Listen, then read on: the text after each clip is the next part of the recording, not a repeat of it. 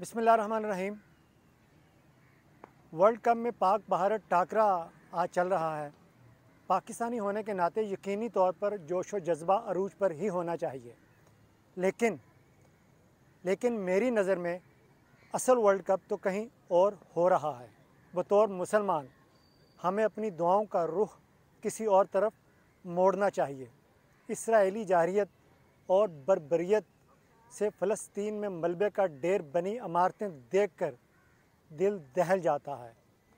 ان کے نیچے دب جانے والے بچے، عورتیں، بوڑھے، نوجوان، اور میرے خدایا الفاظ یقین جانیے الفاظ ساتھ نہیں دے رہے۔ ہسپتالوں میں آہو بکا، غیر ملکی میڈیا، اگر آپ دیکھیں غیر ملکی میڈیا کے نمائندے کوریج کرتے ہوئے زوروں قطار رو پڑے۔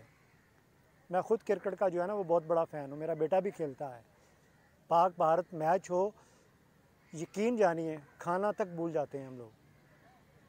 آج کچھ بھی اچھا نہیں لگ رہا، کیونکہ ہمارے مظلوم مسلمان بھائی جس کرب میں مبتلا ہیں۔ آج پاکستانی بلے باز کے باؤنڈری لگانے پر جس طرح ہم للکارتے ہیں نا، للکار مارتے ہیں، نہیں دل چاہ رہا۔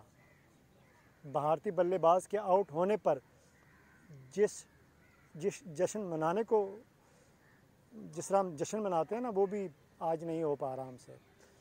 میں اگر اپنی بات کروں تو بہت زیادہ دکھی ہوں میں حقیقتاً میں تو یہاں جب کسی دیکھتا ہوں